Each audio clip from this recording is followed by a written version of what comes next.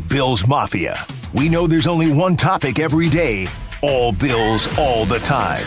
And now Matt Bovee and Sal Capaccio are going really deep, talking Bills all year long, because it's always game day in Buffalo.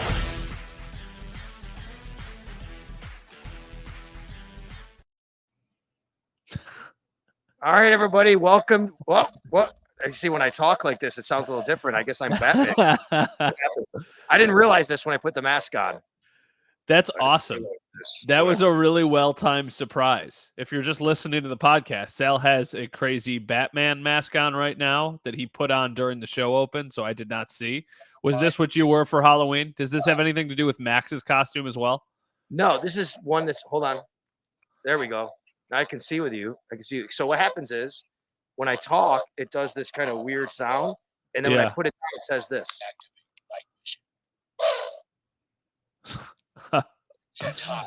Justice. Wow. I love that for you. What's the line from the movie? What's the line from the movie when there's all the fake Batman, and this is Dark Knight? There's all the fake Batman, and then there's the real one. And he's like, "What's the difference between me and you?" And he's like, "I'm not wearing hockey pads." Like, it's a great movie. Well, it is. So no, what happened was, so Max, he was Mandalorian tonight. Yeah. And he was wearing a Mandalorian costume. So I had his Mandalorian mask, and I said, I want to go on the show like this tonight. He goes, well, actually, Dad, like upstairs, we have a ton of masks that have like electric with them, like Batman and Spider-Man. I'm like, oh, really? And he told me. I said, yeah. So I found that one and just put it on instead. He knew. Like, we have all these. Dude, I have like Mask Central over here over the last few years. I have a 9-year-old turning 10, and like all these masks that I've accumulated in the house because we're actually going through a cleaning process and getting rid of a lot of stuff. And this is on the list. That's stuff that's getting tossed and sold and all that. Yeah, we had our first trick-or-treating experience this year with our 7-month-old daughter. Obviously, she's not walking anywhere. She's not talking to anybody, but we would carry her. No, she's not saying trick or treat, but, we would put her around our arms, and we would bring her up to the door and say, can you say trick or treat? Even though obviously she can't, and everybody would just give her like oodles of candy, even though she can't eat any of it. But it was adorable to do that. She was dressed as a unicorn. So we did not dress up as anything. I would imagine as she gets a little bit older, then we will probably lean into the entire family costume. But right now, she doesn't know where she is or what's going on. So I think we have a couple years where we can kind of get away with slacking a little bit. All right. So the Bills make a trade. Rasul Douglas. We're going to talk about that. It's Halloween night. And I'm glad you brought all that up because I got a couple things to say. First of all, I would like to show you, for all those who are watching on the Sal Sports YouTube page, here's Mandalorian Max. Oh, wow. That's legit. That looks really good. I know. With Baby Yoda, right? Yeah. Grogu. Really cool. Very cool. Loved it. So he had a great time. Matt, I'm tired of reading people who don't like Halloween. I got even like my colleague, Nate Geary at WGR. He's always like, against Halloween. I think he still is. He always was. There's other people I've read.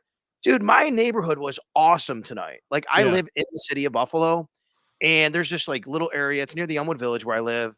And every year there's these houses. It's amazing. People really go all out. They dress it up. The adults are outside waiting for the kids. And it's like old school. I know it's a scary movie, but if you watch the movie Halloween, all the kids walking around and trick or treat, that's my neighborhood. And I loved it. Right? And we had snowfall and it was kind of cold, but I didn't care. It was super cool. It was exactly how Halloween is supposed to be. I am not a Halloween guy.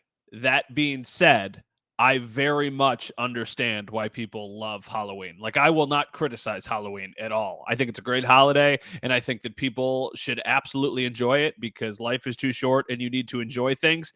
I've just never been the one to, get really excited about dressing up or do a couple's costume or do a costume with any.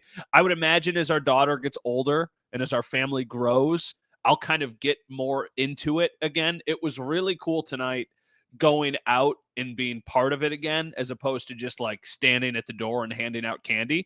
So that was a cool atmosphere. And I'm in a neighborhood where there's a lot of young people. So it was great to see like all of the families and all the different costumes and all that kind of stuff. But I've never been one, like, this is a huge party weekend in Western New York. The weekend before Halloween is the weekend when you've got so many people who go out and they dress up and they do all this stuff. Like, that was never for me. Never cared about that. But at the same time, like, I'm a Christmas lunatic. So I know some people are the exact opposite. They don't care about that until we get to December. Bring on the Christmas music, baby. I don't care. So I know that that's weird to some people. So, No, I actually really respect that, and I'm with you. I was never a dress up, go out weekend guy. Halloween, I just I went out as a kid, trick or treat, wasn't my thing. I would go to parties because friends invited parties. But now that I have a son this age who loves it, it's yeah, awesome. yeah, for It's sure. awesome watching him and going out with him. That's what's cool about it. What is your favorite Halloween candy? Well, anything chocolate with almonds, basically. So I'm just a chocolate with almonds guy.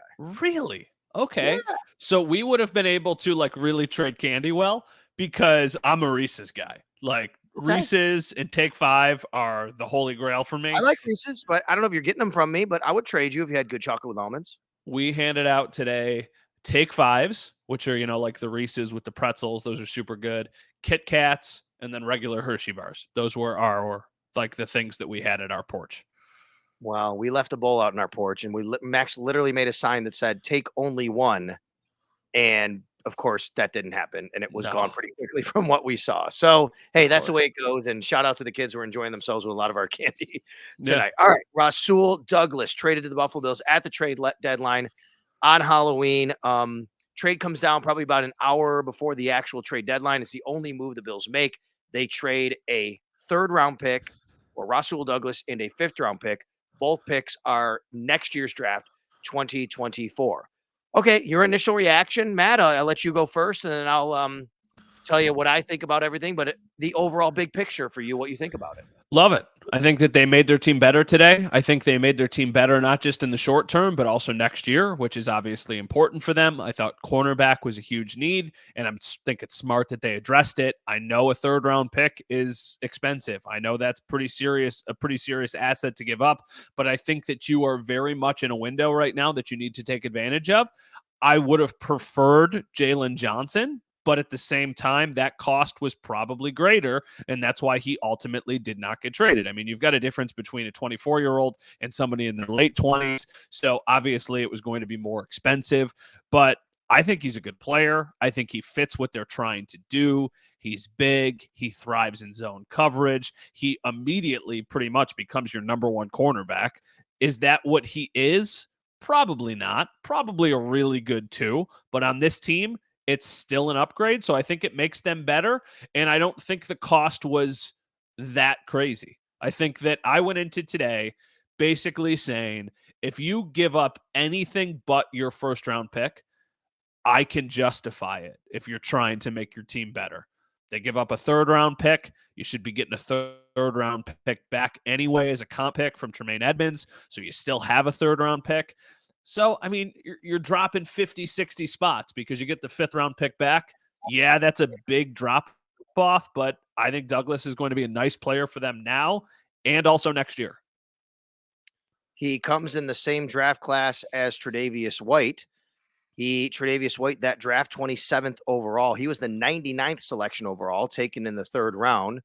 He's had an interesting career. Started off when he was drafted in Philadelphia. Since then, the Bills will be his seventh team overall, I think, because if you count practice squad, which is kind of interesting because he's actually performed very well and he has very good, statistics in the NFL. A lot of times it could be a scheme fit why a team doesn't keep him, like the Raiders or the Texans. They sign him, they release him. But since he's been in Green Bay, he's done very well. He was with the Carolina Panthers. The only team he's played regular season games for were the Philadelphia Eagles, the Carolina Panthers, and the Green Bay Packers. I would tell you this, Matt, reading comments from Packers fans, they're crazy. upset. Yeah. Very upset.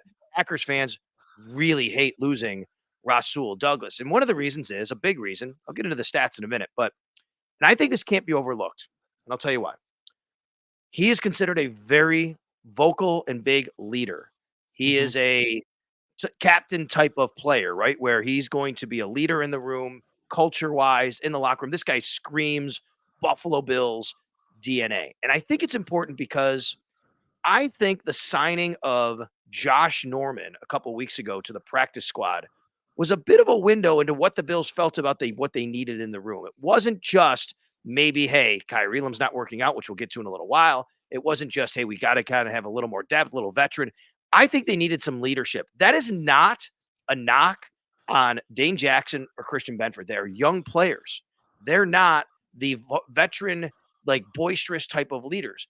I think signing Norman and now trading for Douglas on top of Douglas's production, which we can talk about, is also a sign. The Bills, I think, felt they needed a little bit more in the cornerback room when it comes to veteran leadership. Yeah. Now, I don't know if you saw this thread, but Cassidy Hill, who covers the Packers, I want to get this right. She covers the Packers for the Green Bay Press Gazette and the Milwaukee Journal Sentinel. So, Okay. not super familiar with any of her work, but obviously, once the deal happens, you start to search around for what people who cover him are saying. And she had a thread about this, and I'm going to read it. I apologize. It's not like great podcasting, but it's really interesting. It can't be overstated just how much Rasul Douglas meant to this Packers team. He was not only a smart physical player on the field, he was the heartbeat of the locker room. On Sunday alone, multiple players came to him after the game to ask for advice, guidance, and more.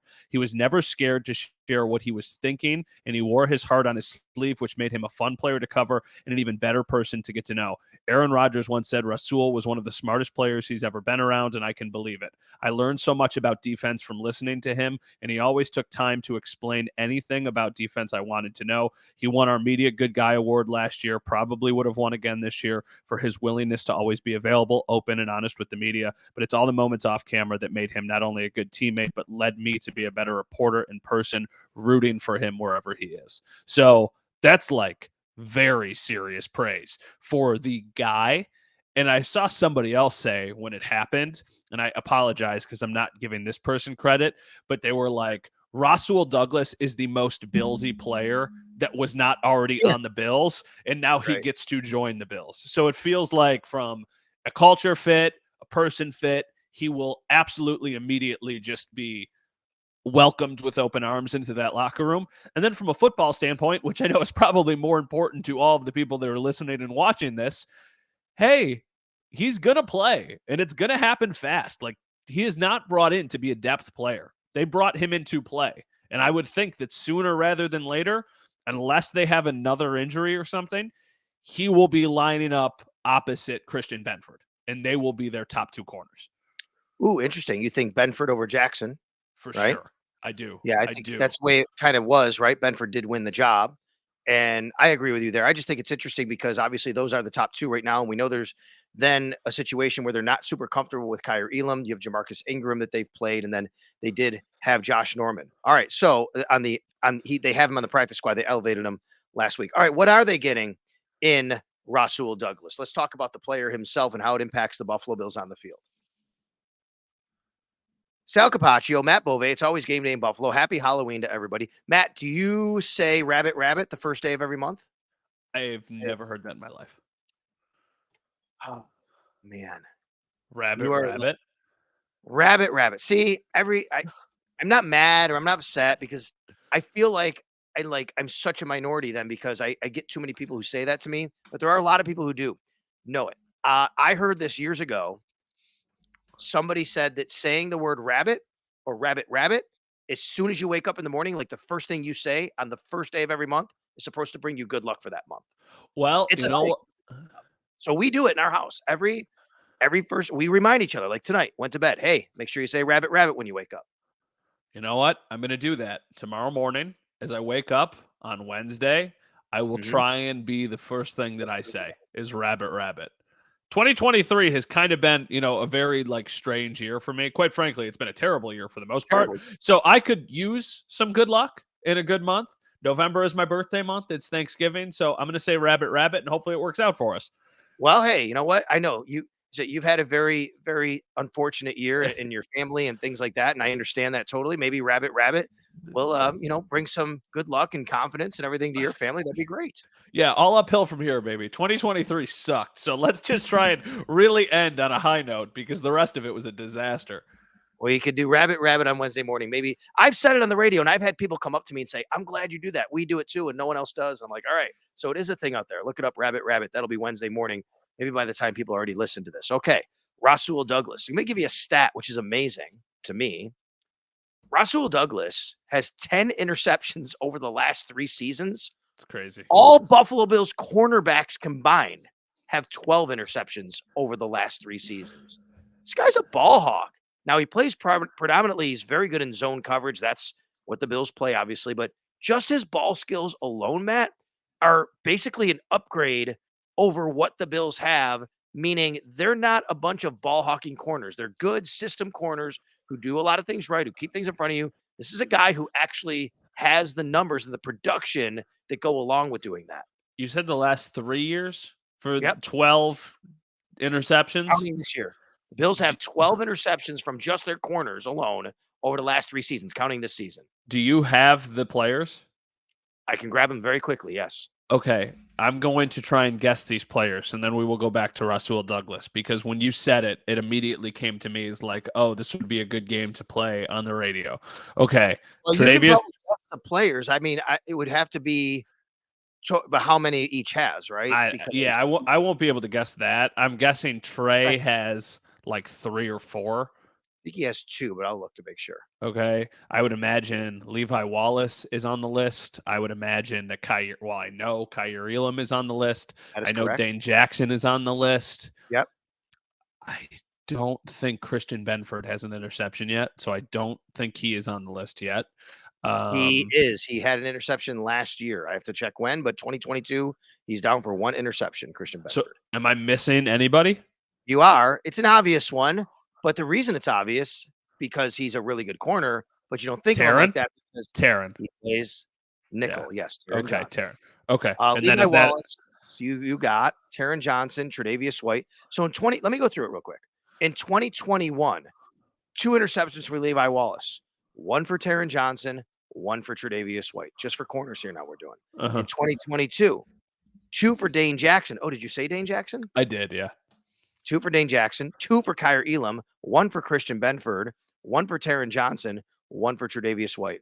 And then in 2023, this year, the Buffalo Bills have from cornerbacks, 1 from Tre'Davious White. That is it. That's crazy. That's crazy. It's funny how when you think back to 2019 and how great Trey was that season, how much they relied on those plays from their corners. Now their identity of their defense has obviously shifted over time, and they still are getting interceptions. Like obviously Poyer gets them and Hyde gets them, and the linebackers are very involved right now.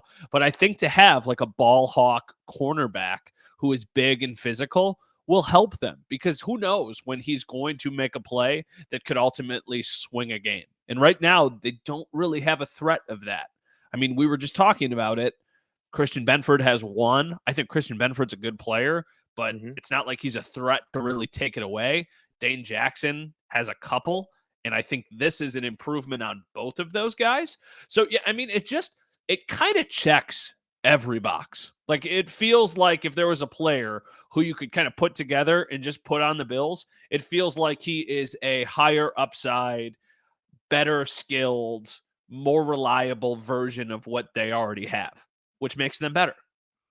Yeah, that's right. That number, by the way, 10 interceptions over the last 3 seasons, 2 plus this, so 2.5 seasons. It's actually tied for 3rd most in the NFL. I got that stat from our friend Elena Getzenberg of ESPN.com. She tweeted that out earlier. So tied for 3rd most in the NFL. That's why I wonder, how has he been on so many teams? A lot of times it is a scheme fit. But the other thing he does well, he tackles well. He's a reliable tackler. And the Bills have struggled tackling this year at times. And we know that it's very important in Sean McDermott's defense to be able to tackle, because they play zone defense. You're going to give up a lot of catches in front of you. You have to come up and make the tackle. Rasul Douglas seems to be a guy who can do this. This comes down to me to a couple of different things. Number one, like I said, leadership in the room, veteran leadership, veteran presence. And number 2, a steady, solid player who they could turn to and rely on, because there really was a lot of shakiness beyond the 2 they have right now, and especially if anyone was to go out of the lineup for injury or other purposes. Yeah, I was going to say, it is not the one nice little factor about this that you just mentioned is it does make you deeper. It gives your roster more depth, because now your 3rd guy in is conceivably Dane Jackson or Christian Benford, and you feel a lot better about those guys coming off of the bench than having to line up against some of the elite wide receivers that this team is going to play for the remainder of the season. And if they make the playoffs, obviously into the playoffs and however far that they go. The thing that I'm wondering about is, because he is a veteran, he's in his late 20s, he's got a lot of starts, and he knows how to play zone. I wonder how long it takes for him to get acclimated. Like, is there a chance that he plays against the Bengals? It's a great question. How many times have you been asked that since you've been traded? I've had, a lot of people ask during me. trick-or-treating. During trick-or-treating, walking around the neighborhood. How is he good? Could he play Sunday? Basically the two questions that I got asked. Brandon Beane will speak to the media 11:15 a.m. on Wednesday. That will be a question. I bet Brandon Beane says there's a chance. We'll see how it goes. Like he'll and Sean McDermott. They'll probably tell us, look, we'll have a few days of practice here, and maybe he'll be able to fit in. I don't know. Against the Bengals, that might seem like a bit of a stretch, but at the same time, because I would say it this way. Maybe it would be a stretch to really put him on the field and say, hey, you know what? You got to play in this system and cover all those wide receivers they have. It might not be a stretch to say he's going to be active in case he has to play on the field because they want to avoid playing Kaiir, Elam, or somebody else. Yeah, it's tricky. I think that it will not take long, but I don't know if I would be ready to say that he'll play right away. I kind of get the feeling that he will, like that he'll be active, but I think he'll be used sparingly. Like I think that they will start Dane Jackson and Christian Benford, and then maybe just throw him out there every other drive, almost like a player coming back from an injury, just kind of ease him into it that way. And maybe there are times when you use dime formation and you use him as opposed to somebody else that they might be using. I don't really know what they have schemed up. I don't know how they're going to attack the Bengals. We'll talk about that later in the week, but it feels like this would be a week to kind of really lean into the dime stuff. Yeah, it might be. I don't know, though. That'd be another corner on the field. I don't think that they would do that. If they go dime, they'd probably do what they did last week with another safety with Jordan Poyer. Or look, the only issue I have here is what you're saying. But I guess hold on, sorry. I don't want to cut you off. But he also has nickel experience. Yes, exactly. That has been a mismatch for them at times with Taron. And this is not to say that this guy's coming in to take Taron's job, but you could conceivably have your dime package and have him play nickel. And in those red zone situations where Taron is getting kind of taken advantage of because of his size, you could have him there if you feel like that's a more favorable matchup for you. So have them both on the field and not have Taron on the field. Like have Dane, Benford, and then have Douglas play nickel. Well, if you go dime, then I'm saying that if you go dime, that's an extra defensive back. So if you're taking Taron off, you're putting him on, you're just 1-for-1. Yeah, no, I'm just saying, like, I'm saying, like, he could be used in multiple different ways. It's not like I'm saying they're going to have 4 corners on the field and 2 safeties. I am not in favor of ever taking Taron Johnson off the field, to be honest with you. So I know that there's a couple size issues. To me, he's one of your best players. He is one of your best players. Linebacker, when they go big, I'm talking different. The other team goes, heavy personnel.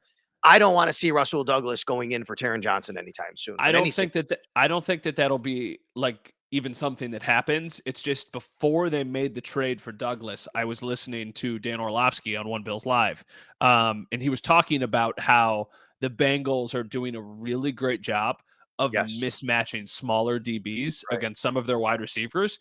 And right after they made the trade, I was like, interesting, because I feel like you could probably get caught up a little bit faster in those situations than maybe you could in like strictly like go out on the boundary and you're going against Jamar Chase. If it's, like the situations where they've had the last 3 weeks where it's a goal to go situation on the 1 or 2 yard line and they've got Taron matched up against somebody bigger. He kind of won the first one against Darren Waller and then has lost the last 2.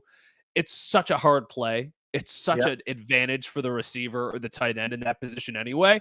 I just think that maybe that would be a quicker acclimation than it would be to just say, like, have fun with Jamar Chase. Good luck. If you remember last year, before everything happened with Damar Hamlin and the game was halted, remember Taron Johnson actually suffered a concussion and was out on the first drive or second drive right before they lost. Crazy. I forgot about that. About that. That's a big deal. And do you remember how?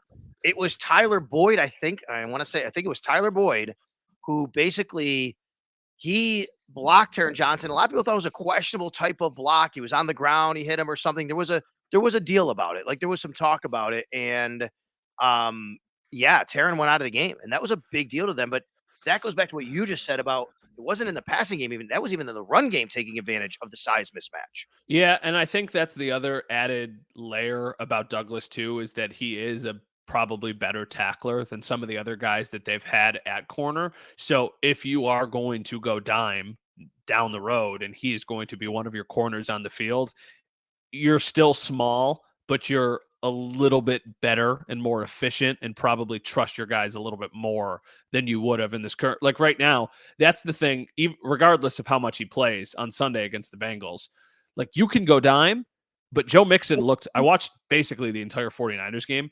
He looks good, and he kind of gashed them in the playoffs too. So how much are you willing to go dime against that trio of awesome wide receivers? And how much are you willing to let Joe Mixon kind of just break you for 5, 6, 7 yards a clip? I don't know the answer to that.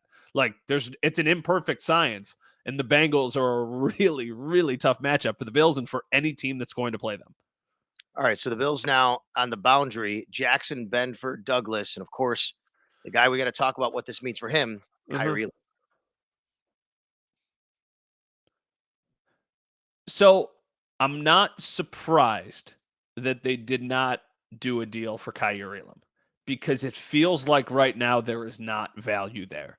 Now, I said at the beginning of the podcast, Jalen Johnson would have been like Patrick Surtain would have been like the absolute pipe dream. And then Jalen Johnson was like hey, that would be amazing. And then Rasul Douglas is, hey, this is still a really good addition. If you were going to get any of these guys and Kaiir Elam was the sweetener in the deal, then I would have absolutely said, yes, that makes sense. You do it, especially with like Jalen Johnson. Mm-hmm. Like Jalen Johnson, it sounds like the price was, I mean, if the Bills gave a third for Rasul Douglas,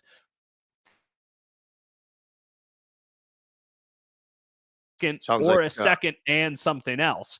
So, sorry, man, I didn't mean to interrupt you. On my end, you froze for a second there. You said if they were to give up Kaiir Elam and something else for Johnson, go ahead. Yeah, I was just basically saying like they gave up a third for Rasul Douglas, which means you would imagine the asking price is probably for Jalen Johnson at least a second, maybe a second and something. And I was like, okay, maybe that's an easier sell if you're trying to make a deal with the Bears and Poles, and you're like, hey, we'll give you a third, but we'll also give you this guy who we drafted in the first round a year ago at the position that you are losing, and you can try and revive his career. But it didn't feel like any of that was happening. And I don't think it's smart to trade him for a 6th round pick or a 7th round pick. I mean, Brandon all the time brings up Wyatt Teller. I do not think Kaiir Elam is going to turn into the level of player Wyatt Teller is, or even close to it, but he still talks about giving up on him a little bit too early. Mm-hmm. And at this point, what difference does it make? He's on your roster. He's inactive. You keep him for another summer, and then next year you really have to figure out what you're going to do. Right, because you never know. Maybe he actually does figure it out. It doesn't look like that's going to be the case, and chances are against it, but you never know. I agree with everything you said, and I'll add that I think the Bills just have a vested interest in wanting that to happen. They don't want to move on for a first-round pick that early. They'd love for this kid to work out. They love everything about Kaiir Elam, from his work ethic to how great of a person he is, but he just hasn't figured it out yet. He hasn't figured out the scheme, obviously. He hasn't figured out the system. He's just, whatever the reason is, he's not in the field. But I think the Bills are very interested in seeing that through and hoping that it can happen. That doesn't mean that it will. Chances are right now it won't. And he's buried right now on the depth chart. So he'll probably, now look, going back to being surprised, I thought they might move him. I'm not surprised they didn't. I wouldn't have been surprised if they did. To me, it was, you know what? I wouldn't be surprised if they're calling on teams, seeing what they could get. But I agree with you that there's no way you're getting proper value right now for what you think proper value is for Kaiir Elam. They were not going to make a Boogie Basham trade here for Kaiir Elam. They're not going to trade him away, a 2nd-round pick, Boogie Basham, to swap 5th and 6th.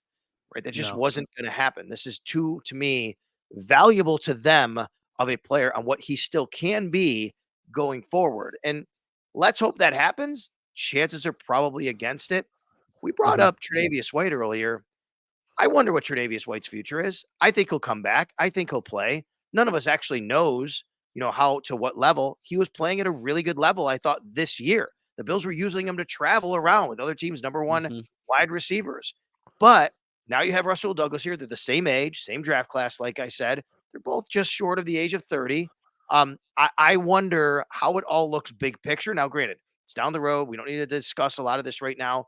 But it is a little bit of insurance with Tre'Davious White's injury to see where he is on his rehab as well. I think their plan going into this year was Tre'Davious White and Kaiir Elam. And that fell apart quickly because of what Kaiir Elam did on the field and the really unfortunate injury for Tre'Davious White.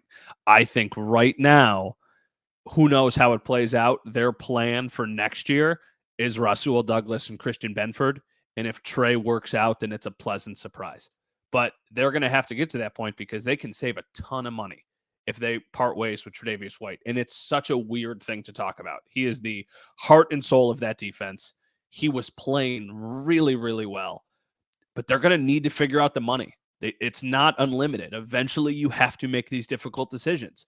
And they're going to have to figure out, what do they do with Tre'Davious White? What do they do with Dawson Knox? What do they do with these guys? Like, do you want to keep Leonard Floyd? Do you want to bring Daquan Jones back? Okay, well, guess what? Those guys are going to cost money, and you do not have an unlimited amount of it. You can only do so many things to restructure the salary cap. So there's going to be a difficult decision made. I agree with you. I think Tre'Davious White is going to play, and I think he's going to play again for the Bills at some point next year. But knowing how long the rehab took the first time he had the injury, it was a whole year, Thanksgiving to Thanksgiving. This happened week 4. So I would say your best case scenario is that he's out on the field for week 5, week 6, week 7. I would imagine, I'm no doctor, but I would imagine the second injury probably takes a little bit longer to rehab from than the first injury. So I don't know. I just think that right now, I would imagine their plan, assuming Douglas works out, is that it's Rasul Douglas and that it's Christian Benford, and then another name that was thrown out there today that didn't end up coming to fruition was Levi Wallace. If that doesn't end up working out in Pittsburgh, I'm sure they could get him on the phone and he could be cornerback 3 because he knows the system so well. So that's kind of why I like the move of Douglas so much, because I do think it also sets them up for what they can do next year. All right. Very quickly, so I want to talk about the signing of Leonard Fournette. Are you sure. surprised or in any way kind of disappointed, I guess, that they didn't add anywhere else, including the offense? I thought Harrison Phillips was going to be a Buffalo Bill again. I really did. I thought that it made sense for both sides, especially with the Kirk Cousins injury. And I know that they are not out of it by any stretch, especially in that division. But I don't know. I just kind of felt like it filled a need for the Bills, that both sides could make it work. It's a really easy sell. I thought they were going to also add a defensive tackle. If it were me, if I was Brandon Beane, I would have added a corner and I would have added another complementary offensive piece, probably a wide receiver. But when you look around the league, none of those guys got moved. Like Donovan Peoples-Jones is not somebody who I think you're doing backflips over if you're the Bills. What does he really bring you? So not surprised, but at the same time, happy that they made the move, because I think that it was one that needed to be made for Douglas. I wasn't surprised nor banging the drum for a wide receiver. If they would have done it, fine. I think that the answers on offense are more internal. I think they have the answers on offense in the room. We saw that last week, and I think the utilization, the way that they run the offense, the fact you have Josh Allen, I didn't need that to happen. And I also want to have a little buyer beware kind of caution. Remember last year they traded at the deadline for Nyheim Hines. They couldn't get him on the field because it's so tough to learn the playbook and to play. I thought giving up an asset for somebody to come in, sure, you want to do it, that's fine. But to me, it was more the defensive side that had to be addressed, because the answers aren't on the roster on defense. When you lose Daquan Jones, Matt Milano, and Tre'Davious White, a player like that at all 3 levels, you can't replace them with guys necessarily in-house. Not all 3 of them. You got to go out and find somebody. The one area I thought they would try to address is linebacker. I don't know if they did or not, but with what's going on with how they're not playing Dorian Williams now, they didn't last week, the limited, things that Tyrell Dodson can give you, the fact they're playing Jordan Poyer in a dime and Will linebacker, to me, it looked like maybe that's an area they want to go. They do like Dorian Williams a lot, but right now we'll see if they trust him to be on the field as much. Yeah, for sure. Maybe their just plan is that in heavy sets, they'll have Tyrell Dodson, and then when they're using dime, Jordan Poyer is going to go there, and you're going to have 3 safeties on the field, and you'll just figure it out. So I don't know. I think that of the positions that they could have addressed, I thought linebacker would not have surprised me, but was also not nearly as big of a priority as corner, as defensive tackle, and for me as wide receiver. You bring up a good point that there's nobody internally who can replace those guys, but my mindset since the injuries has always been, don't even try, just lean into your offense, because that's how you're going to win. And I know I've said that on the pod a lot. I know that's unrealistic, especially for a Sean McDermott coach defense. He wants this identity of the defense to be. Let me stop you. Hold on. I don't think it's unrealistic. I don't disagree with you. I think at what point, though, do you have to stop saying, okay, leaning on your offense? Your defense has to be able to stop people at some point. You can't say go out there and score 40 or else you didn't do your job. Then it's on the defense. I mean, this is a great question of why did the Eagles lose the Super Bowl last year because their defense was awesome, and then they got to the Super Bowl and they gave up 38 points. So was their defense really that important? Because if their offense was a little bit better, then maybe they win. So I look at the last. I look at the Super Bowl. Look at the teams that win the Super Bowl. The Chiefs' defense is better. I mean, not this year, but like the last several years. It was the Chiefs against the 49ers, and the 49ers had a great defense. And guess what? The Chiefs still won the Super Bowl. Then the next year, it was Tom Brady, and it was. It still goes back to my question. At what point, though, Matt, would you say, all right, look, it's all right, the defense has to do a little better job here? I think the offense is scoring 24, 25, 30 points a game. I just think it's. I think the Patriots game. You got to say, hey. I think the Patriots game is a perfect microcosm of the entire conversation because you can look at the Patriots game and you can see that the offense only scored 25 points and say it's the offense's fault, but also say, what the heck? Mac Jones got the ball back with 2 minutes left and you let him march down the field and score. So I think that you can kind of pull the conversation or the argument in any direction that you're trying to go. I just think that, and this is me, this is not how they feel. I guarantee you they do not feel the same way. But if Matt Beauvais was running the Bills, I would have been all in on the offense, and I would have said, defense, okay, we'll figure it out. But that's clearly not what they're doing, and Sean McDermott is the head coach of this team, and he will always, probably to a fault at sometimes, lean into his defense and trust his defense more than I think he even should at times. Because he always, it's the same reason they got super conservative against the Bucs. And I didn't have any issue with that because I thought that you were controlling the game. But it's the same reason he's punting, because he trusts the defense. Mm-hmm. And then at the end of the game, everybody's like, well, if you just went for it on fourth down, we wouldn't be in this mess, which is true. But that also shows how much they trust the defense. So it does not surprise me that they're trying to fix the defense. I would have just, been very on board if they went out today, did not get Rasul Douglas, and went and got Mike Evans or Jerry Jeudy or Cortland Sutton or Devontae Adams or DeAndre Hopkins. And none of those guys got moved. So it probably wasn't even a possibility. I like the Rasul Douglas addition. I really do. I just thought you could make the argument that offense is just as important. By the way, it's not necessarily true. If they went for it on fourth down, they wouldn't be in that situation. They'd have to make it too. People just assume you're going to make it all the time. You're not always going to make it. Right? Absolutely. All right, real quick. Leonard Fournette. So the Bills sign him to the practice squad. Replacement for Damian Harris, who's still on IR, still figuring out what's going to happen there. He is a very good pass protector. He's very good out of the backfield. I don't want anybody taking any touches away from James Cook, but I don't think he has to. I think it goes back to what it was earlier in the year where James Cook was on the field for 40-something snaps, and the other two were combining for about 25 to 30, which is fine. And James Cook was still getting most of the carries. That's what this feels like to me. I don't think it has to be, oh, my God, Leonard Fournette's eating into it. But I do think there's certain situations where maybe you'll want him on the field as opposed to the other two guys because he is such a good pass blocker and a pass catcher. Leonard Fournette, timestamp this, 9:41 on Tuesday night of Halloween, October 31st. Leonard Fournette will play meaningful snaps for this team and will be a difference maker. I do not know how soon it will be, but I even think there could be a chance that he is a practice squad elevation on Sunday against the Cincinnati Bengals, because I think in their head, going into the season, their plan was James Cook is 1A and Damian Harris was 1B and Latavius Murray was their depth piece. Then Damian Harris got banged up in the summer and he never really looked the part and you didn't know what you were going to get. I do not think this is just a Damian Harris replacement. I think this is a Damian Harris replacement, and it's somebody who eventually slingshots themselves past Latavius Murray. Because part of this, too, is you had chances to ice the game against the Bucs in short yardage situations, and Latavius Murray, like, you talk about the play on second and goal or third and goal, whatever it was from the one, like Latavius Murray doesn't get in. And then at the end of the game, where it's third and short, and Latavius Murray does not pick it up.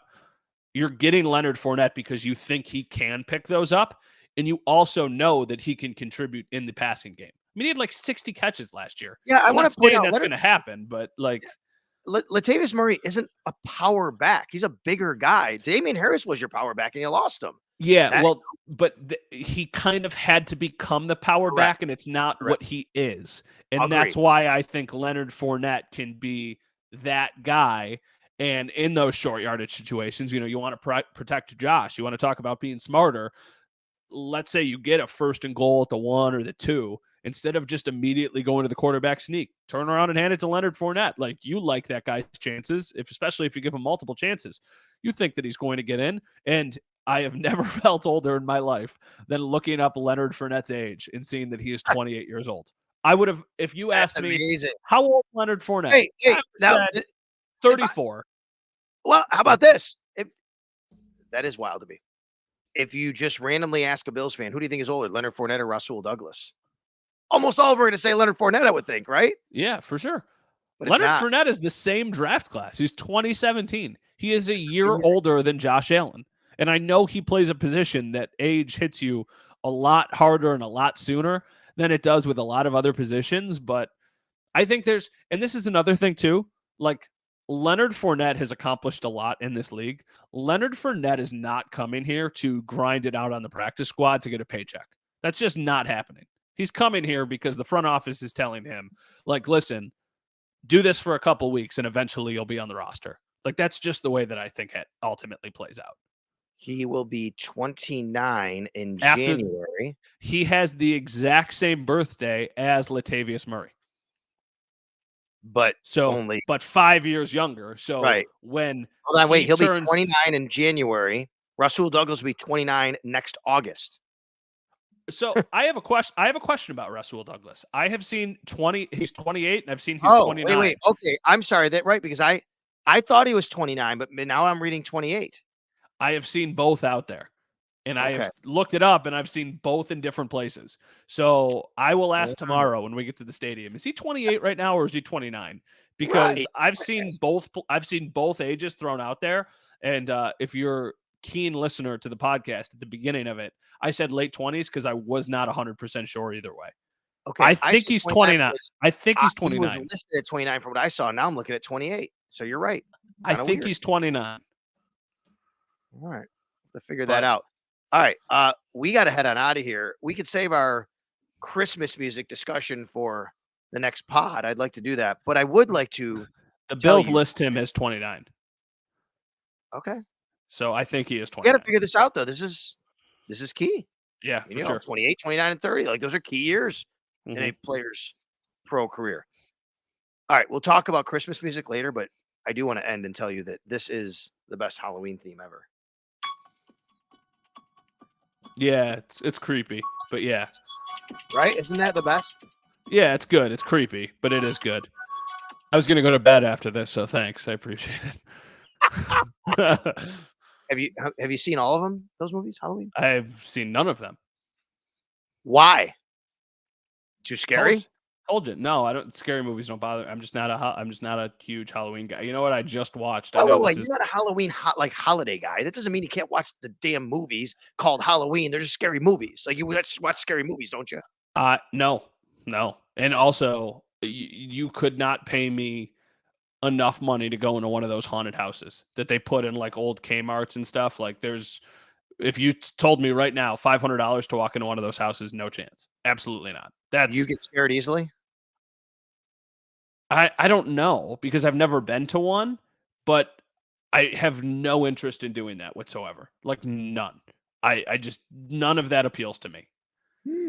I just watched, because I had never even seen it, on the flight back from London to Buffalo, I had watched Hocus Pocus. Because every year I hear people like talk about Hocus Pocus, and I always see like the inflatables in people's front yard of the three witches. And I'm like, what is the deal with this movie? So it was like an hour and 20 minutes, and I had an hour and 45 until I landed. So I was like, oh, this will fit into that window.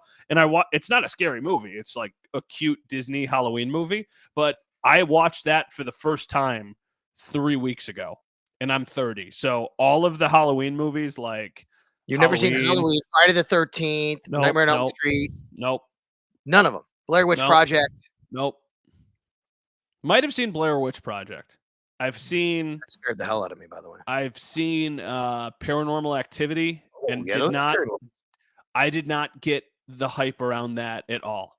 Like, I remember the scariest part of the movie was like a pan falling or something, and I'm like, what's going on here? That scared the heck out of me. See, you'll be okay. Not that you wouldn't think you would be, but yeah, I see you should watch You know these what? movies. You know what I think would Movies. scare me is Like like, Jamie Lee Curtis. Hold on. Jamie Lee Curtis, a young Jamie Lee Curtis in Halloween. Amazing. Like, you got to watch her. She's a great actress. Awesome. Like, kickstarted her career. Like, you got to yeah. watch this stuff. I think of Jamie Lee Curtis and I think of Friday the 13th or Freaky Friday, the Disney movie with Lindsay Lohan is what I think of. So I don't know if it's a generation thing, or it's just, I don't know. No, scary movies don't do it for me. Don't care. I am not even like I love movies, but I never in my life have been like, I'm going to sit down and watch a scary movie. All right. Say rabbit, rabbit when you wake up tomorrow. Yep, I will. In the meantime, hope everybody has a good Halloween. If you're listening to this late at night, don't worry. It's only Halloween, folks. For Mike Robier, our producer. For Matt Bove, WKBW TV, Channel 7. Who, by the way, you're going to have the game Monday night in a couple weeks against the Broncos again, right? Yeah, we did the last one, and now we got this one coming up. So we've got the weird Bengals game in the middle, but then the Broncos game will be on Channel 7 in Buffalo. All right. We got all your coverage at WGR Sports Radio 550 as well. Thanks a lot for listening, watching Sal Sports on YouTube, and also, of course, Odyssey, iTunes, Spotify. I'm drawing it out. It's Halloween. Have a good night.